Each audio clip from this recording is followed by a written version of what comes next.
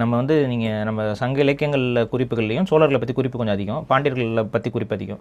So பாண்டியர்கள் சோழர்களோட compare பண்ணும்போது நமக்கு கிடைக்கப்பட்ட வரலாற்று ஆதாரங்களே சேரர்களுக்கு கம்மி தான். ஓகே, புரியுதுங்களா? ஆனாலுமே நீங்கள் சங்க இலக்கியத்தில் ஒரு பதம் சேர சோழ பாண்டியர் அப்படிதான் ஆரம்பிக்கும். சேர சோழ பாண்டியர்னு நம்ம சொல்லுவோம். அதுக்கு காரணம் என்ன அப்படின்னா, ஏன் சேரர்களை முதன்மைப்படுத்தினாங்க அங்கே அப்படின்னு பார்க்கணும்.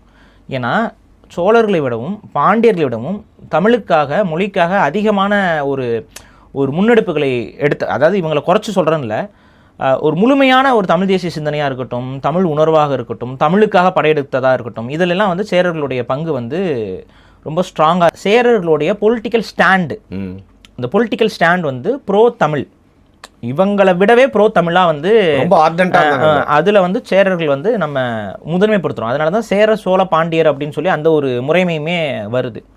இல்லை இன்னொரு பார்வையும் இருக்குது. சேரர்கள் வந்து ஒரு வேட்டை சமூகமாக அதிகமாக இருந்தனால அவங்க தான் முதன்மை அப்படிங்கிற அடிப்படையில் சேர சோழ பாண்டியர் அப்படி இதெல்லாம் ஆய்வாளர்களுடைய இன்டர்பிரிட்டேஷன்ஸ் தான்.